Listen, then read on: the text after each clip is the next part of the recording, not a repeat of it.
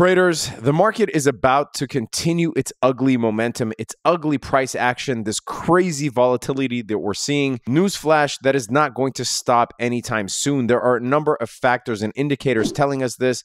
Amidst the ongoing battle with inflation, which to me is still the underpinning factor for 2022, the uncertainty of war with Russia, which seems to be something that the markets are worried about, but why I think eventually that is actually going to be a boost to the market. What is going on with the Fed? The Fed actually contributed to crashing the market on Friday as of the time of this recording, Friday, February 11th.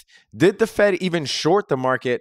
I'll get into this in a second. I'll get into potentially a theory here in a second. But more importantly, towards the end of the video, I'll tell you some mitigating strategies, how I'm planning on profiting from this volatility, or at least mitigating my risk so that I'm not eating shit for the rest of 2022. You definitely want to stick around till the end to get those ideas. They are super important to your portfolio, and I'm here to help you. Everything will be split up into chapters below. Feel free to forward and rewind as you like. I'll give you a brief market update.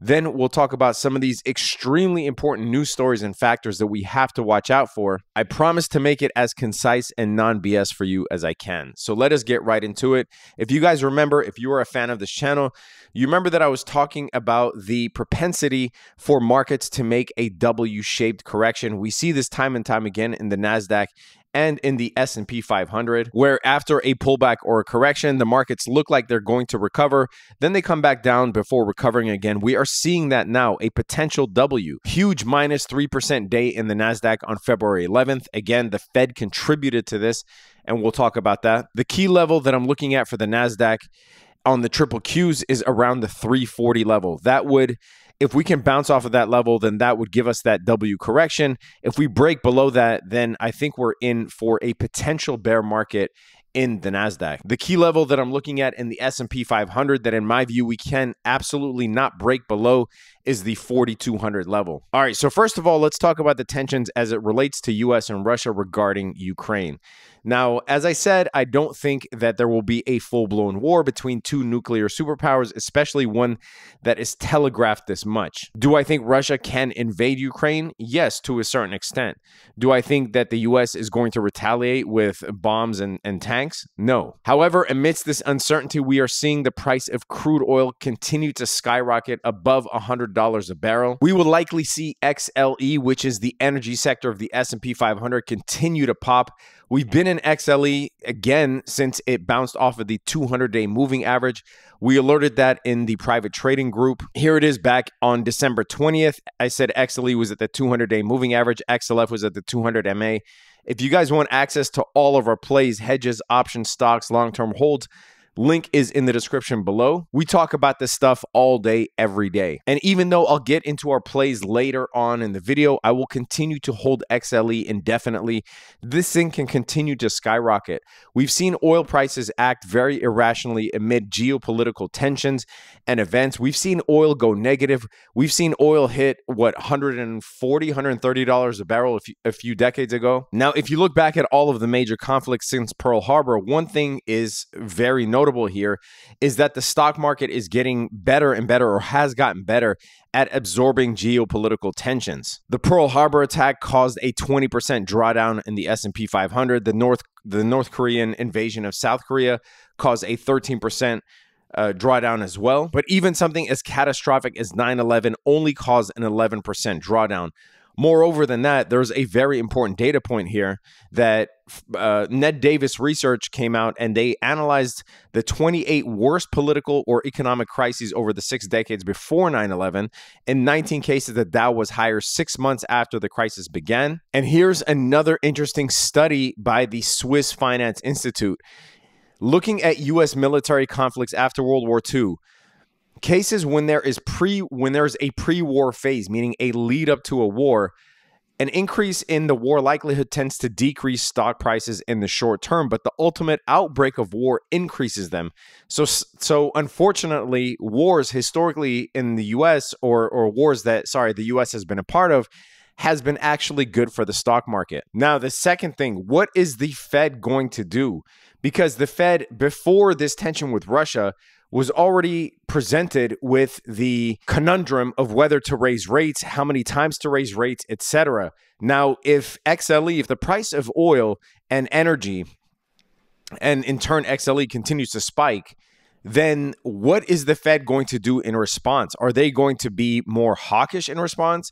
Are they going to be more dovish in response to war? What are they going to do? The St. Louis Fed President James Bullard on Friday came out, and this is actually what contributed to tanking the market further on Friday, came out and said that he backs an aggressive rate hike path. He wants to see a full percentage, which is 100 basis points, a full percentage in rate hikes by July 1st. Now, that is crazy considering just a few weeks ago, the Fed's stance was that they would raise it by 25 to 50 basis points for the rest of the year. However, this sent the S&P down almost 2%. As I said, the NASDAQ was down over 3%. And if you look at the CME Fed Watch tool, this basically predicts what the Fed is going to do by the next FOMC meeting based on input from the different Fed members. I showed this in a video before, but a month ago, a 50 to 75 basis point hike for March 16th was only 3%. We are now almost 50-50 between a 25 to 50 basis point hike and a 50 to 75 basis point hike. That is absolutely crazy. Now, I cannot help but think of this.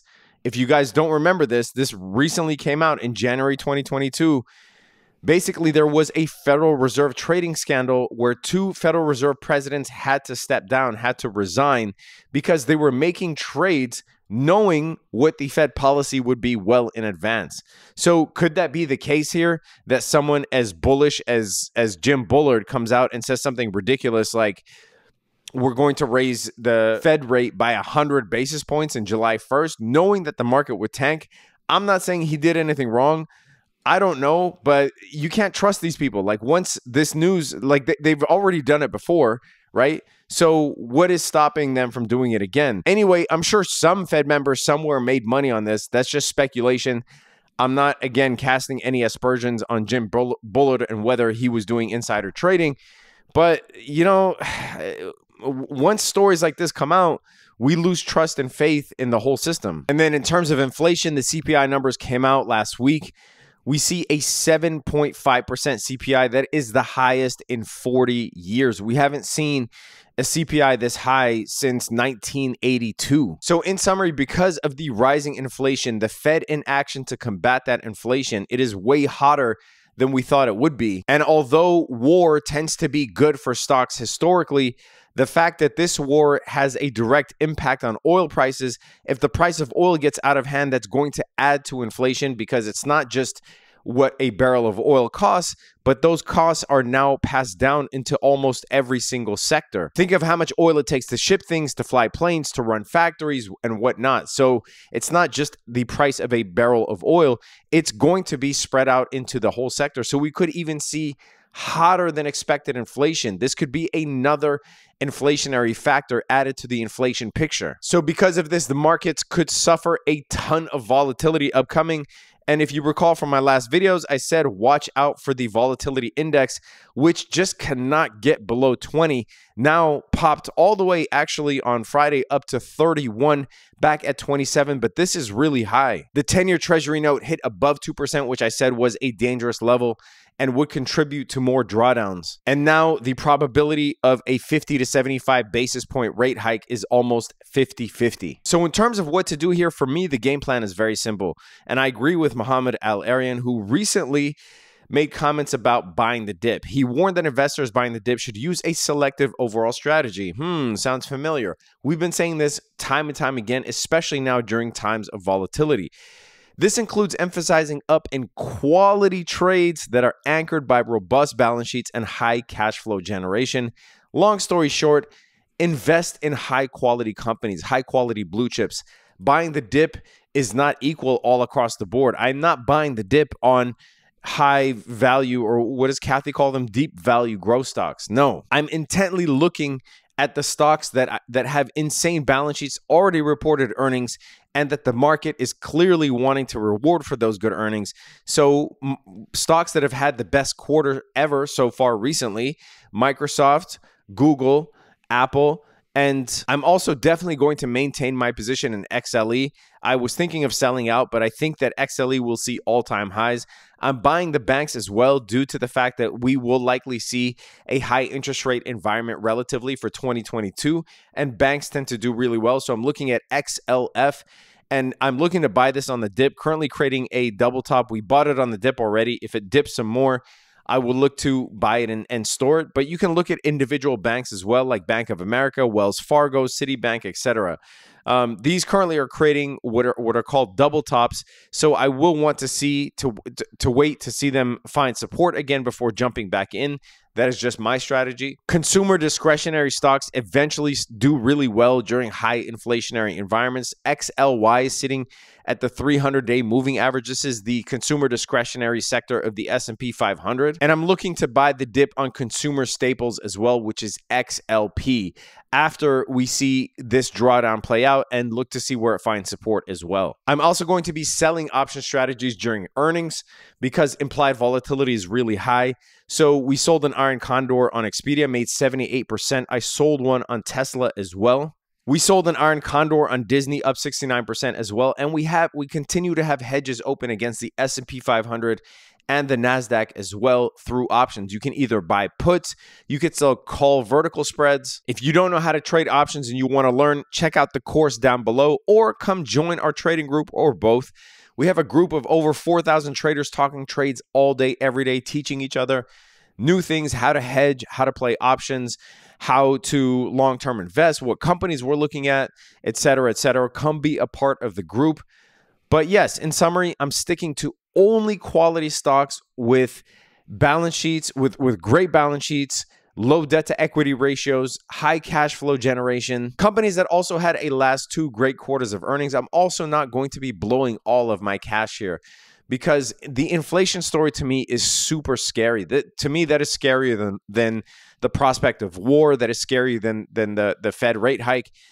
Inflation right now is just out of control, and the Fed is looking to be just sitting on their hands. It would have been much better for them to already have raised rates slowly than to not do anything and then have to raise rates aggressively all at once, which looks like that might be the case, especially amid this tension between Russia and the US. Anyway, traders, if you get anything out of this video, leave it a big fat thumbs up. Leave it in the comment section below. Let me know what you think is going to happen between Russia and the US and what you think is going to happen to the markets in general. Would love to hear from you.